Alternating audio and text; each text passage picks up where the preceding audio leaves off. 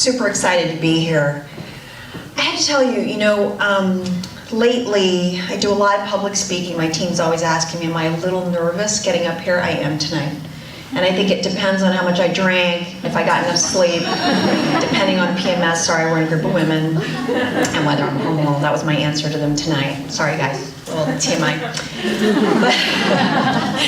But one of the reasons I often now, when I public speak, I often accept speeches to actually speak at places with more men. Because I feel like oftentimes I'm speaking to women or I'm preaching to the choir, kind of nod their head and say, yeah, I already know what you're talking about. I go to those women's events and I know what you're saying.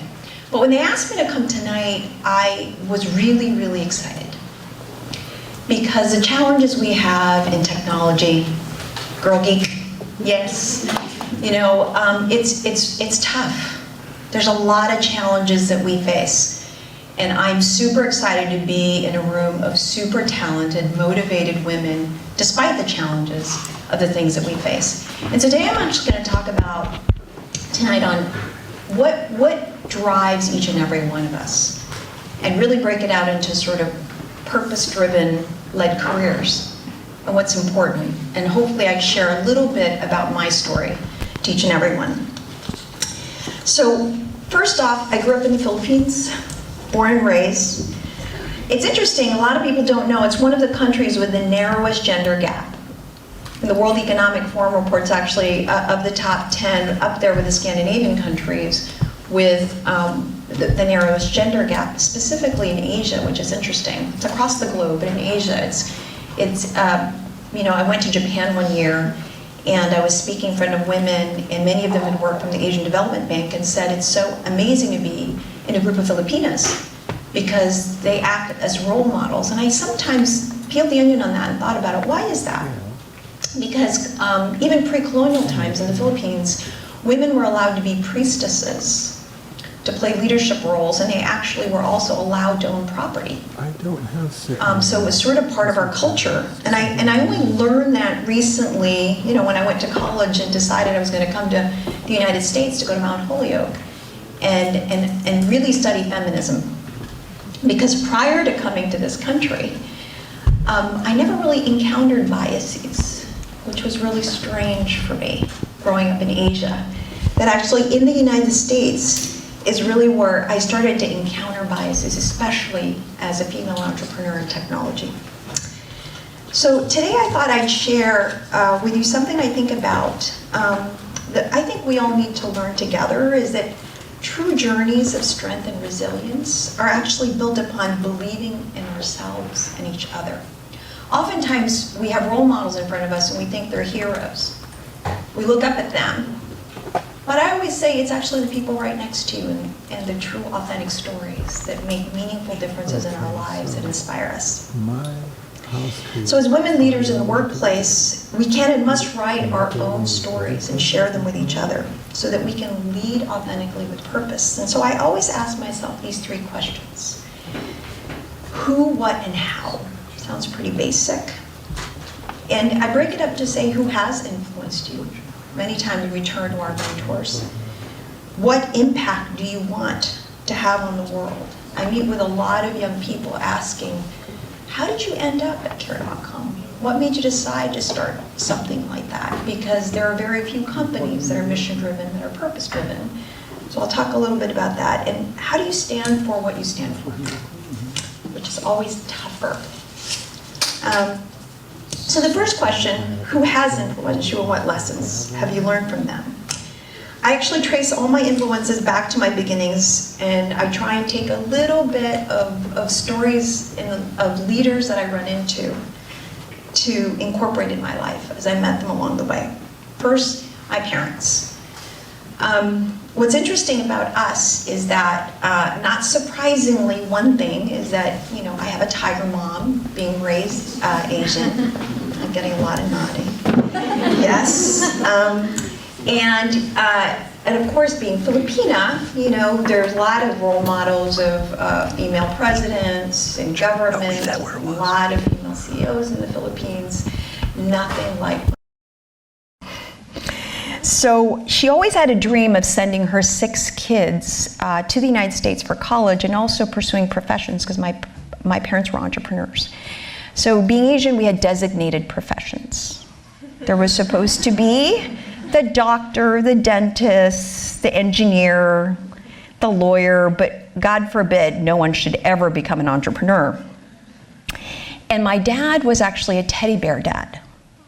And what did I mean by that? He's the kind of dad who actually never mind ironing our shirts, taking care of us. He is a phenomenal cook.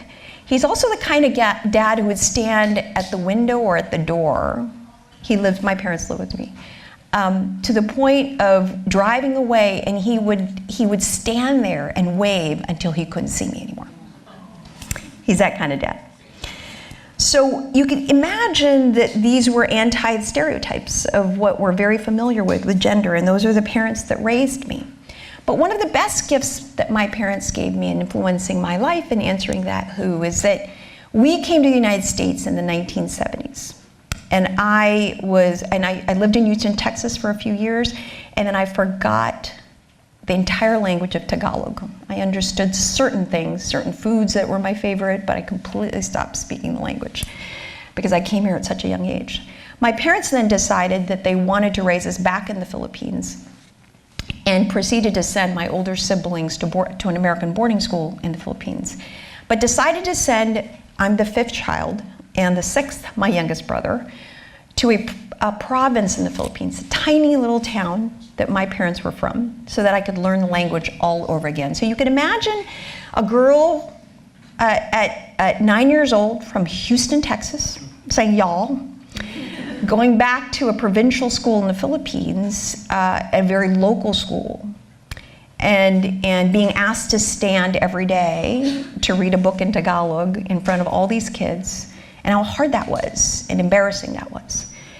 But why was that one of the best gifts in my life that year? Because my parents actually taught me the value of coconuts. Like, that is really strange, Sheila. So why? Because in the elementary school that we went to, every week we had to clear out all the chairs and the desk. And each child was asked to actually help clean. And I was responsible for cleaning the floors. I had to get down on my hands and knees, and I learned to fall in love with a coconut because that would prevent me from getting down my hands and knees, because the coconut husk had a brush on it that made me sachet, so that, I think my mic is still on, where I would literally do this, and I'm really good at cleaning floors, really good now.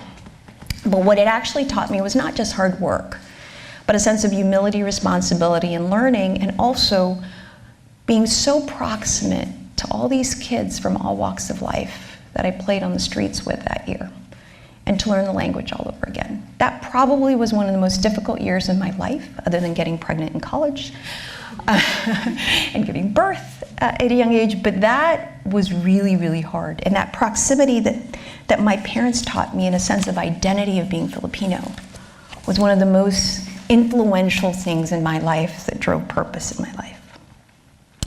So lessons growing up in the Philippines helped me create my own path. It was especially important after I got pregnant in college, as I mentioned. I started to veer from my parents' plans. I wasn't going to follow that designated profession, unfortunately. Tough for my tiger mom. And to think about it, my Catholic parents were very, very upset when I got pregnant between my sophomore and junior year in college, and decided to get married and keep the baby. And so my husband and I were pretty much on our own. My parents weren't speaking to me. They didn't expect sending me to women's college would result in my being a young mother. They thought that men were not allowed on campus at Mount Holyoke College. Lo and behold, they were very surprised. And so, lo and behold, we have a 26-year-old today who inspires us every day, and I've been married 27 years as of Friday. So, and during that time, my husband's parents were also deceased. So we didn't really have a lot of access to resources. I just had friends from college visit me recently, and we caught up, and And I remember I disappeared my senior year of college, in a sense that I was so focused on raising the baby with our son, and we were struggling and we were poor and we just didn't have a lot of help. And that's really inspired me later to start Care.com, because I realized I wasn't alone. But as our careers were taking off, Ron and I found ourselves struggling to balance work and family. Really felt that pain. And then fast forward, when I was in grad school, another surprise pregnancy. Adam, who's now 18, lovely gift, I call him. And during that time, I decided after HBS that I would join an internet company.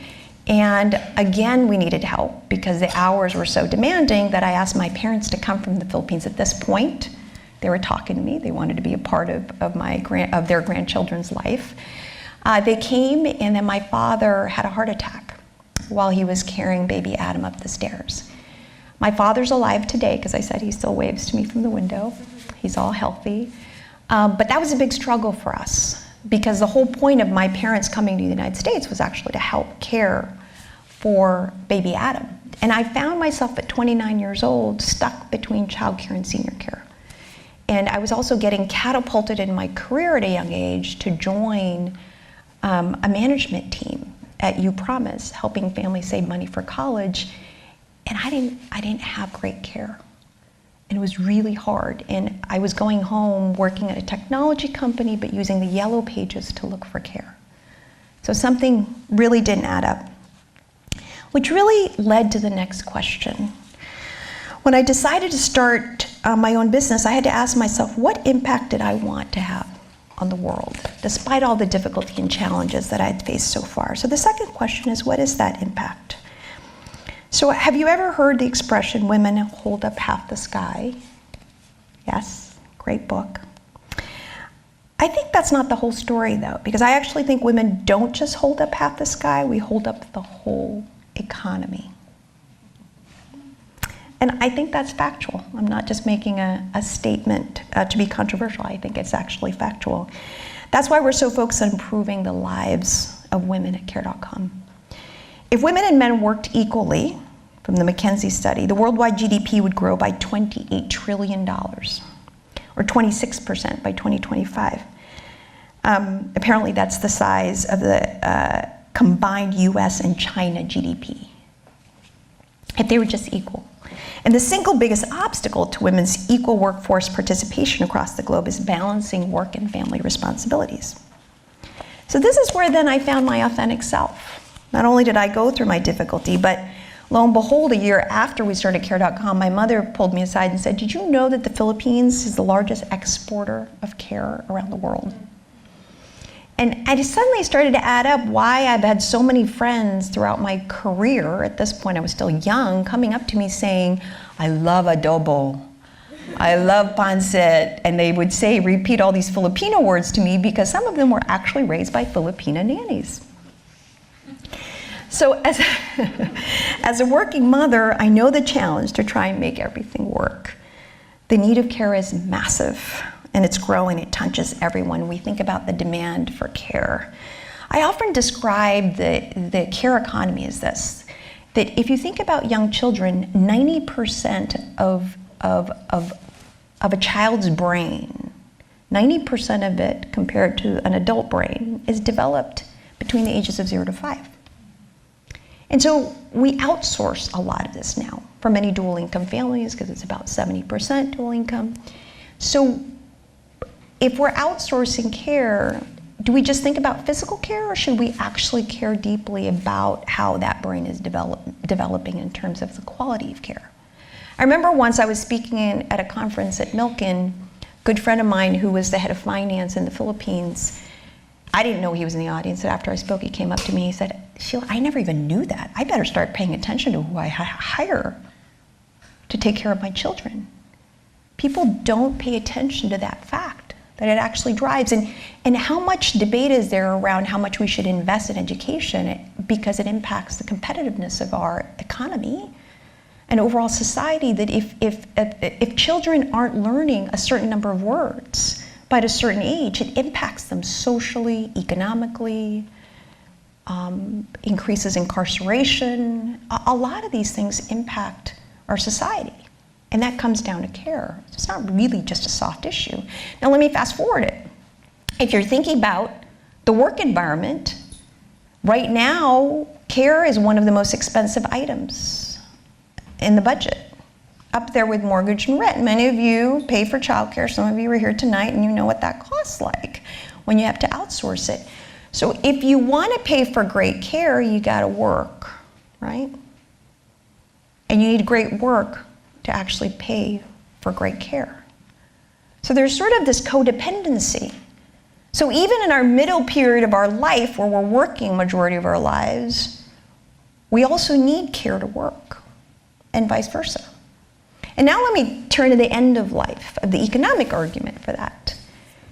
We know, and we read all the time in our newspapers, that the key driver of the health of the budget deficit is healthcare. We also know that what's the key driver of healthcare costs?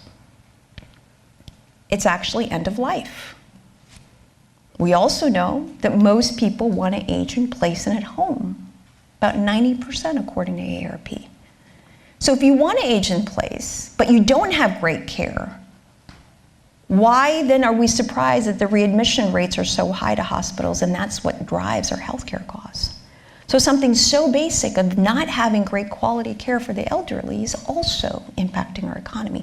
So I can go on, from early childhood and the competitiveness of our society and how we educate them and the quality of care, to the work environment, to all the way to end of life. And if somebody ever came up to me and said care was a soft issue that has no economic impact, I would look at them and be like, well, how do you think about those things?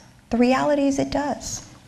And so clearly there's a growing demand. So you're sitting there in the audience saying, I didn't have care tonight, right? So how many of you have kids? Great. How many of you have nieces and nephews? How many of you have been kids? And so if you're sitting here wondering, it doesn't ever apply to me, I don't ever have to think about care, there is a senior tsunami coming, and it will impact you, if in case you haven't thought about it yet. So when caregivers go to work, we all can go to work, which actually then turns to the issue about the supply of care. You know, when my mom said it's about the Philippines being the #1 exporter of caregivers around the world, how are we also thinking about the supply of care? On average in the United States, caregivers are paid $9 an hour. Golf caddies are paid $17 an hour, and that doesn't include tips.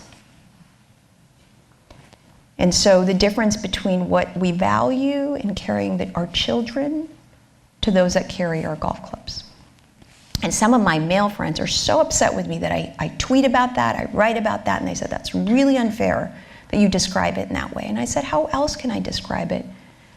For people to open their eyes and say that we have to think about the sustainability and the livable wage that is required for the care force so that we have a real care infrastructure that supports our entire society. So now that we've talked about these things, we have a certain set of responsibilities to families and caregivers that we serve, and to also to women around the world, which leads me to the third question. I'm on to the third question. How do you stand by what you stand for? So through the years, I've learned that the same old thinking will lead to the same old results. So I'm gonna repeat this twice because I thought this is an interesting quote. When you change the way you look at things, the things you look at change. When you change the way you look at things, the things you look at change. Most people know care.com as a place to find childcare or caregiving jobs. We use technology certainly to address a universal problem and provide a better, more efficient solution than the yellow pages or word of mouth. But what happens when we improve the efficiency? Is the problem solved? Are we strengthening families? Are we supporting women in the workforce? When we zoom out, it was clear we could do more as a company, beyond making profit. So we asked ourselves, do we stand by what we stand for? And we kept building. care at work. So now companies can provide family care benefits like emergency backup care so that we can have people show up to work and not stress out about it, come to events like this. Home pay, household tax and payroll services so that caregivers can be paid legally and be paid above minimum wage. And then they get access, because as we know in the future of work, the gig economy is struggling. We need to make sure that they've got a social net, access to Social Security, Medicare benefits, and unemployment insurance. And then we also launched Care.com benefits. We provide access to caregivers to have pooled portable benefits, access to healthcare, workers' compensation that I mentioned, savings account, budgeting tools, a lot of things, because where we're headed with the future of work, there aren't the institutions anymore for gig workers that provides them the access to a social net. But we can't do this alone. I always say building a care infrastructure takes a village, and there's a lot that we're doing, partnering. As an example, we're training refugees in Europe to be caregivers, but we're not doing that by ourselves. We're partnering with the International Rescue Commission and Rockefeller Foundation. We've launched the Care Institute as a 501c3 to train caregivers around the country and hopefully the globe, and we've done that with AARP as well as Boston Children's Hospital, and I could go on. So many different things that we believe is a responsibility, because it's more than just actually creating profit and leading a life with purpose. And there are always moments where what we value is challenged. Quick story. It was really hard, and this isn't about my personal politics, but in 2016, certainly the result of the election was shocking. I was at Javits. I was very emotional that night. It took me about a week to speak in front of the company. And there were a lot of issues going on in the company. We have a lot of women in the company disappointed that we did not have a female president as a result. I only share this story because I have to set aside my personal from running a public company. It took me 4 days to get in front of the company and stand, in the way that I spoke to them, I stood one side and I said, you know what? This is Sheila upset. And I was in tears. I couldn't even hold it back. It took me literally 4 days before to even come up with the words to speak in front of the company. And then I stood over here and then I said, and this is Sheila as the public CEO telling you guys you cannot blog about how upset you are. Because we serve the entire country and the world, and people are watching us. We have to set our personal stuff aside, and that's very difficult to do.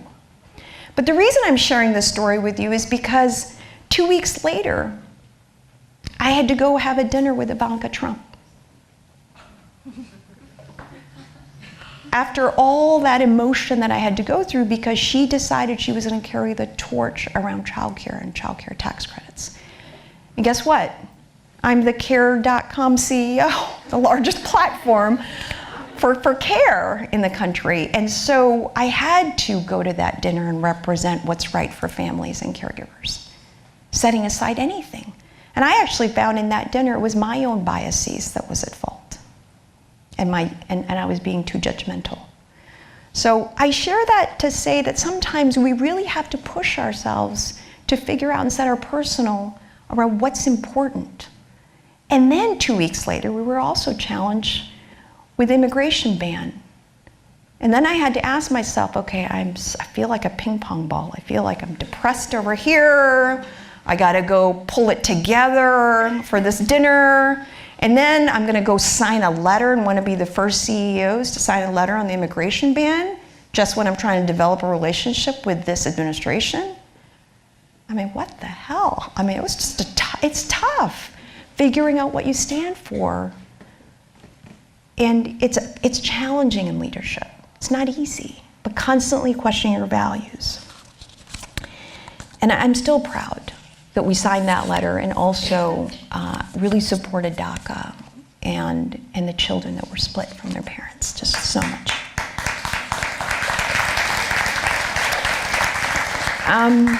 So look, in closing, I'm up here talking about values. I'm up here trying to share my own personal story, and people always ask me, you know, what makes you tick?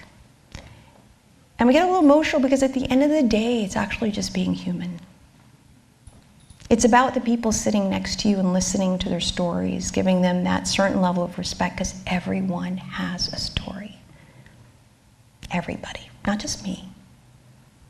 And those are the true stories that should inspire you, because it's often those people challenges. And it doesn't matter what level of success you've achieved. I have the same equal difficulties and challenges that everybody has, because it's about being human. And so it's those authentic stories that we should really rely on and turn to each other, so that when we learn about those journeys, we ask ourselves, who, what, and how. So thank you for having me. I'm super excited for you guys to meet our female leaders, and I'm looking forward to answering any of your questions. Thank you.